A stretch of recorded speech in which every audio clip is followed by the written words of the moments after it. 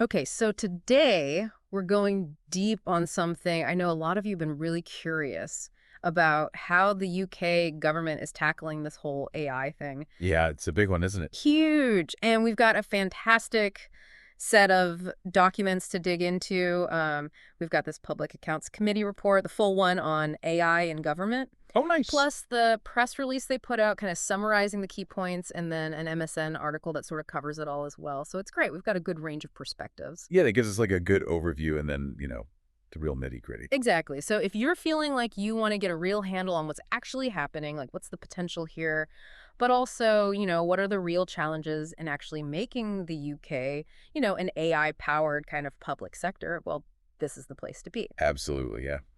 So, well, as the MSN report points out, the government's definitely not shying away from, grand ambitions when it comes to AI. Like Right. we're talking about becoming an AI superpower. Right. That's the phrase they use, right? Yeah. And this whole vision of like AI sort of seamlessly woven into how Whitehall operates, boosting efficiency, making everything more productive, All the good stuff. all the Yeah. good stuff.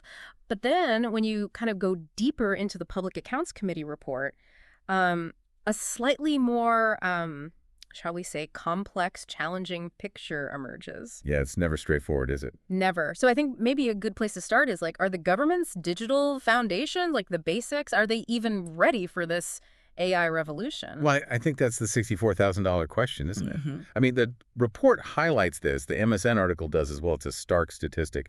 But it estimates that something like 28% of central government IT systems as of last year, 2024, are not just old. Right. They're outdated, impossible to update.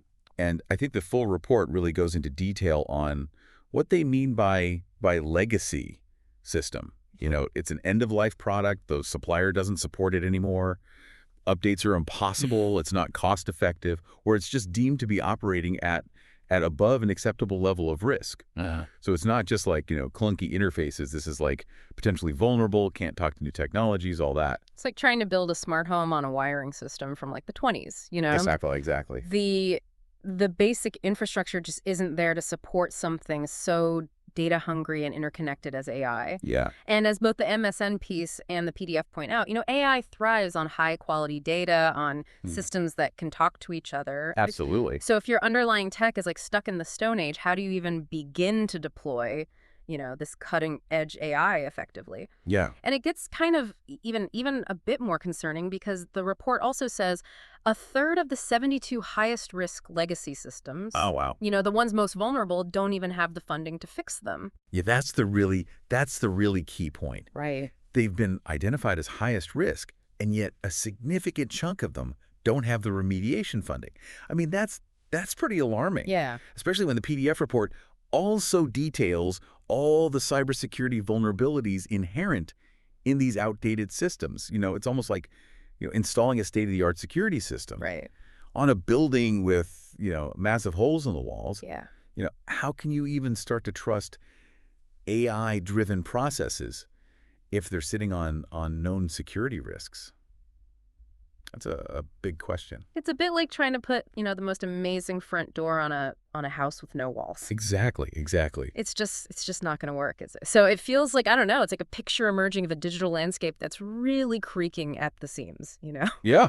and just trying to keep up with all this amazing stuff. I'm just thinking, has this kind of foundational IT challenge been a hurdle for other countries, that have tried to kind of embrace new technology in their public sectors? Oh, absolutely. This is a global challenge. Yeah. Many countries have struggled with this whole sheer scale of overhauling legacy public sector IT. Yeah. Think about the transitions from those old mainframe computing systems, which Right. were, once the kind of backbone of government admin, to more modern, flexible, cloud-based architectures. Yeah. It's a huge task. Yeah. And even in the U.S., for example, lots of government agencies have faced these persistent issues with aging IT infrastructure. Yeah. And it's often led to delays in adopting new technologies, and it's hindered their ability to, improve citizen services and things like that. Right. These transitions are rarely straightforward. Yeah. There's a lot of bureaucratic inertia, funding debates that drag on for years, and then the constant need for specialized expertise to manage these complex transitions. Mm. And I think the lesson learned internationally is that, without consistent strategic investment and strong leadership that is committed to modernizing, these legacy systems can become a real drag on progress. Yeah. It can feel like you're constantly trying to catch up, can't Yeah, it? yeah, yeah. Rather than getting ahead of the game. Absolutely. Well, at least it's somewhat reassuring that, from the PDF report, it does seem like the government is kind of aware of this issue. Right. They do point to their plans outlined in, a blueprint for a modern digital government to tackle this legacy technology and, hopefully actually secure the funding needed. Fingers crossed, fingers crossed. Yeah, exactly. So let's shift gears a little bit and talk about data, Sure. which is, obviously a fundamental ingredient for successful AI for anything really these days. And it seems like the quality and accessibility of, government data is another area where the reports are, sort of waving red flags. Yeah, they're not pulling any punches, are they? The report is very clear that poor data quality in the public sector is a major, major risk to the effective use of AI. Right. And the MSN article sums it up perfectly. AI is only as good as the data it learns from.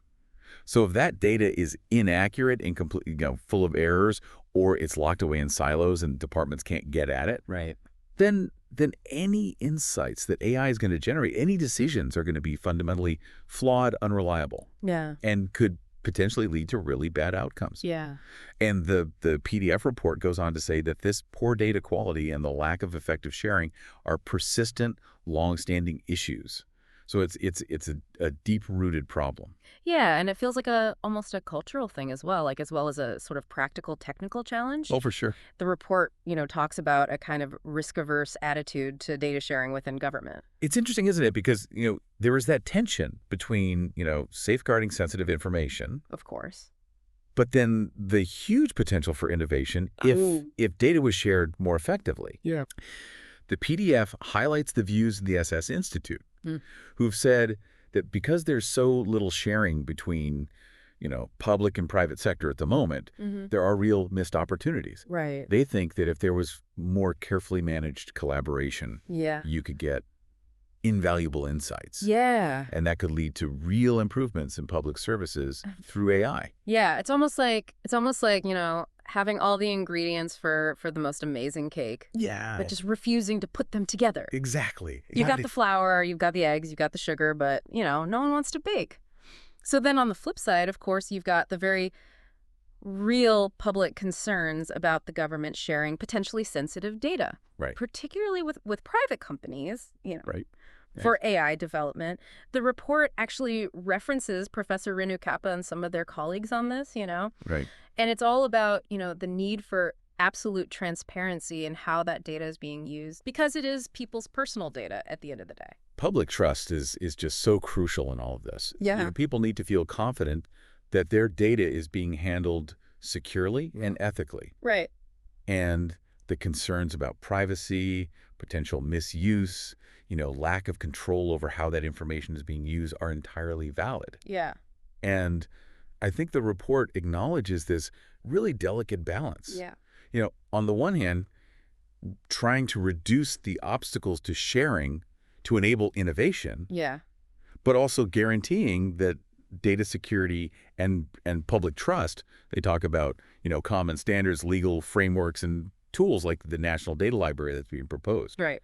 So I think the ambition is there, but the real challenge is going to be the implementation. Exactly. Making it work in practice. Exactly. It's one thing to have the idea. It's another thing to actually build it. Exactly. It's like having the blueprint for the cake, but actually, baking it is a different matter. Exactly. Yeah. Yeah. So I'm thinking again, kind of stepping outside the UK for a second. Have other countries, when they've been on their digital transformation journeys, have they wrestled with the same tension between wanting to share data for the greater good, Yeah. but also needing to protect people's privacy? It's a really common challenge, Right. navigating data governance. Yeah. making sure that systems talk to each other, Right. interoperability, all that. Yeah. It's been a significant challenge for a lot of countries. Yeah. I'm thinking of the EU, for example, GDPR, Right. which Yes. has, set some really important standards Yes. for data protection. Right. But it has, at times, made it more complex to share data across borders and to develop some AI applications Right. because they rely on these, really large, diverse data sets. Yeah. So lots of governments have had to invest quite a lot of time and resources in things like anonymization techniques. So you can protect people's privacy, secure data transfer protocols, all of that, clear legal frameworks to enable responsible sharing. So they can kind of square that circle, right? Exactly. Between the innovation and the privacy. Exactly, yeah. Okay, so let's move on then to another really big theme that comes up in all three of the sources, actually. Yeah. Which is public trust. Absolutely. Or arguably, the lack of it. Yeah. It's pretty clear from the report that without public trust, these big AI plans are probably going to just hit a wall at some point. Yeah. And the MSN report particularly flags up, the slow progress the government's made in actually being transparent about, how and when AI is being used in public sector decision making. Mm-hmm. And that's not good, is it, for public trust? No, it's really undermining it. Yeah. And the full report, the paper report, is very clear about this. Public confidence in the fairness, accuracy, security, safety of AI. Right. These are all crucial. If people don't understand how these systems work, if they're worried about bias, if they're worried about errors, then they're much less likely to accept them being used. Yeah. And so we need that transparency in order to build that trust. Yeah, and the stats around transparency, as the report and the MSN article both highlight, are pretty shocking, really. Yeah, they are. Like only 33 records on the government website for algorithmic transparency. As of January this year, yeah. January 2025. It doesn't exactly scream open government, does it? No, not really. Especially in terms of AI. So the PDF report also mentions the Algorithmic Transparency Recording Standard, ATRS, Yeah. which was kind of meant to be this mechanism to, help public sector bodies be more open about the tools that they were using. But the NAO, the National Audit Office, Right. their findings, which are detailed in the report, indicate that, the uptake, the use of this standard has been pretty limited. Yeah, it's not great, is it? So it does kind of raise questions about, how committed is the government really to actually demonstrating how these technologies are being used and how they're affecting people's lives? Because without that visibility, it's hard to imagine that trust is really going to be built. Yeah, exactly. It's a bit of a vicious circle, isn't it? It does. If you haven't got the transparency, you can't build the trust. But if you haven't got the trust, it's really difficult to get people to accept the use of AI. So it feels like a bit of a catch-22. The report does acknowledge, though, that the government, they know they need to do more to communicate effectively and to be, and I'm quoting here, demonstrably trustworthy. Well, that's a good start, isn't it? Yeah. At least they recognize that. Yeah. The PDF report also mentions briefly the provisions in the Data Use and Access Bill, which are, aiming to provide ways for people to actually challenge decisions that have been made by AI systems. Right. So that they can seek some kind of remedy if things haven't gone right. That accountability is really crucial. Yeah. If we're going to build confidence in these systems. It feels like it's about, knowing that human oversight is still there. Absolutely. Yeah. And that, you're not just at the mercy of an algorithm. Exactly. Yeah. So looking again at other countries, other kind of democracies, have there been any cases, where a lack of transparency around this has actually kind of backfired? Yeah. I mean, there are lots and lots of examples internationally where governments have tried to use algorithms. Right. Particularly in sensitive areas like welfare assessments, Right. even predictive policing. Yeah. And they haven't been open about how they're doing it. And it's led to, quite significant backlash. Legal challenges, accusations of bias, unfairness, Yeah. And those situations could be really damaging. Right. Because not only do they damage trust in this specific AI application, Yeah. but they can damage trust in the government's use of technology more broadly. Right. So I think the lesson from all of this is that proactive transparency, Hmm. Explaining how the algorithms work, what data is being used, Yeah. what safeguards are in place to prevent errors, Yeah. and making sure that there are clear routes for people to, appeal decisions and things like that. So it feels like it's not enough to just say, trust us, we're the government. No, You've yeah. got to actually show people You got to demonstrate it, yeah. how it's working. So let's turn to another critical aspect of all of this, which is the people involved. Yeah. The ones who are going to be designing, building, managing all these systems. And the MSN report really highlights this kind of ongoing and quite worrying digital skills shortage. Yeah. This is a long-standing issue, isn't it? Yeah. And the report really confirms that it's still a major, major obstacle to the government's AI ambitions. Right. The fact that about 50% of advertised civil service digital and data roles Right. weren't filled in 2024. Well, And that 70% of government departments said that they were struggling to recruit and retain right. staff with the skills they needed. Yeah. In AI, this is a huge capacity gap. Yeah. You can have the most ambitious strategies in the world, but if you haven't got the people to deliver them, it's not going to happen.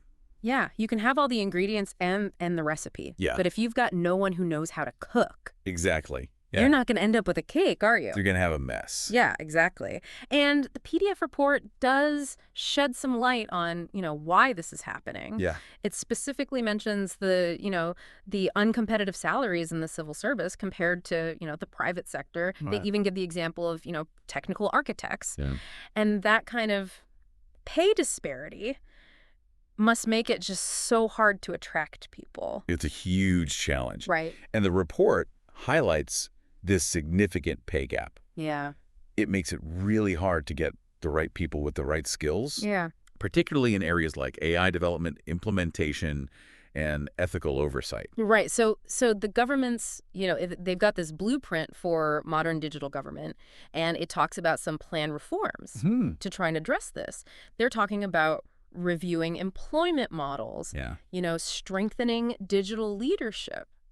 Yeah, it's interesting, isn't it? Because, the PIS themselves, in the report, they kind of express some skepticism Right. about whether these plans are actually going to work. Right. They say that, there have been previous attempts Right. to tackle this problem, and they haven't succeeded.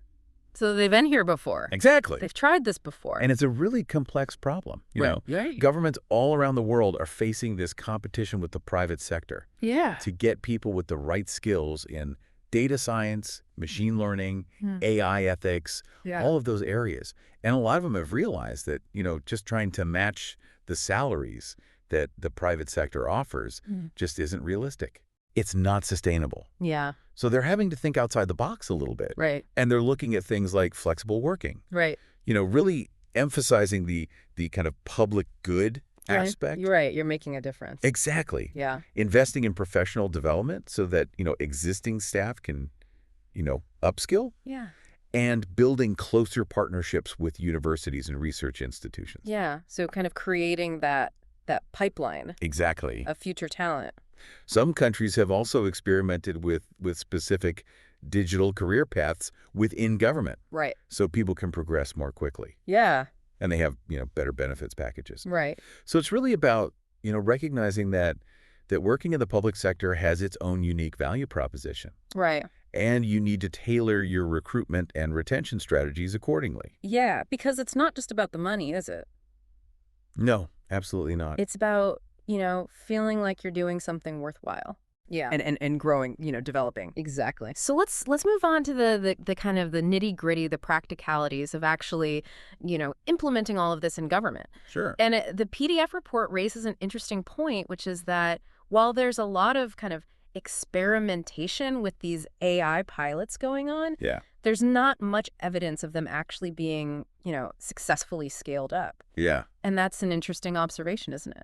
Yeah. I mean, it suggests that, a lot of government departments are, trying things out, Dipping their toes in the water. dipping their toes in. But there's a real gap between those experiments Right. and actually using AI to deliver services Yeah. at scale. And the report also highlights that there isn't really a good system Right. for sharing what's been learned Right. from all of these different pilots Yeah. across government. Yeah. And that creates a real risk of duplication of effort, Yeah. resources being wasted. Departments might end up reinventing the wheel Yeah. or making the same mistakes. It's like having all these different like mini research labs Yeah. all working on the same problem, Yeah. but not talking to each other, Not collaborating. not collaborating. But there is some good news potentially. The report mentions that DSIT, the Department for Science, Innovation, and Technology, Yeah. they're planning to set up an AI knowledge hub to try and address this. It's a good idea in principle, isn't it? Yeah. To have a place where, people can share what's worked, Yeah. what hasn't worked, Yeah. code, data, that kind of thing. Yeah. Could really speed things up Yeah. and stop people wasting time and money. But it does also depend on everyone actually participating, right? Absolutely. And sharing their information. Yeah. It's not going to work if everyone just sits on their own little, In their silos? in their silos. Yeah. Yeah. So then there's also the whole issue of how the government actually buys AI solutions and services. And the report expresses some, understandable concern about, the potential dominance of just a few very large suppliers Yeah. in the AI market. Yeah, and that's a worry from a few different angles. Right. If there's only a small number of big players, then it really limits the choices Yeah. that governments have. Yeah. And it can lead to this vendor lock-in Right. where, once you're using a particular supplier, it's very difficult and expensive to change. Oh, right. Right. And it also makes it really hard for smaller, more innovative companies to get a look in. Yeah, to compete. Exactly. Yeah. They're the ones that often come up with the new ideas, the fresh thinking. Right. So the PDF report does say that the government is going to set up a special framework Right. for procuring AI. Right. And they're also going to create this digital commercial center of excellence Right. to try and address these problems. It feels like it's about, trying to diversify that market, right? Yeah. So that it's not just, the usual big tech suspects. Yeah. So I'm just thinking, on a global level, have other governments, have they found any ways to, to encourage a more sort of diverse and competitive kind of tech landscape, Yeah. especially in areas like AI, which are, still relatively new? They have. Yeah. And a lot of them have tried really hard to get SMEs, Right. small and medium-sized enterprises, Right. involved in government contracts. Yeah. They've broken down large contracts into smaller chunks Right. that are more manageable, Yeah. made the bidding process simpler. Right. And some have even set targets for, how much they want to spend with SMEs. Right. Some countries have created innovation hubs and accelerator programs Right. specifically for, tech startups Yeah. to help them kind of get off the ground and get access to government contracts. Right. But it's a tough balancing act, Mhm. You need to make sure that you're getting solutions that are reliable and secure. Right. But you also want to support that innovation. Yeah. That comes from smaller companies. It's about kind of nurturing that ecosystem, isn't it? Exactly. Rather than just always going for the big players. Yeah, yeah. And then finally, the report really underlines, how vital leadership is in all of this. Oh, absolutely. And robust governance to make this, to make AI adoption actually work across the public sector. Yeah, and they emphasize the need for, strong leadership from DSIT Right. to set a clear strategy Yeah. and to coordinate all the different government departments. So it's not just like a free-for-all. Yeah. Everyone doing their own thing. Exactly. There needs to be a joined-up approach. Yeah. And I think bringing together CDDO, the Central Digital and Data Office, Yeah. the Office for AI, and the Government Digital Service all into DSIT, Right. that's a good move. Yeah. In terms of creating a unified approach. And the report also talks about this requirement that all executive teams and orgs Yeah. have to have a digital leader by 2026. So they've got a couple of years to get that in place. Yeah, so that shows that at the very top level, Mm. they understand that this is important.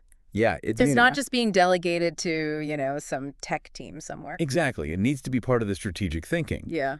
But the PNSC, in the report, they do ask an important question. Right. Will DSIT actually have enough power Right. to drive these changes Right. across all of government? Yeah. Because it's a big job. Yeah. And they recommend that, maybe there should be senior digital officers embedded within departments Right. to kind of champion these policies Yeah. and be sure the procurement processes are changing. Right. So it's not just a central function, it's happening on the ground Yeah. as well. So in terms of how other countries have organized themselves Yeah. to manage this kind of digital transformation, Yeah. are there any kind of models of leadership that seem to work better than others? I mean, the countries that seem to do well tend to have a central body Right. that's responsible for setting the strategy, the standards, Right. and monitoring progress. Right. But then they also have strong digital leadership within individual departments as well. Right. So that it's both top down and bottom up, Yeah. if that makes sense. Yeah, it does. So to kind of wrap all of this up, Yeah. the Public Accounts Committee's done this really deep dive. Yeah. We've got these supporting materials, and it's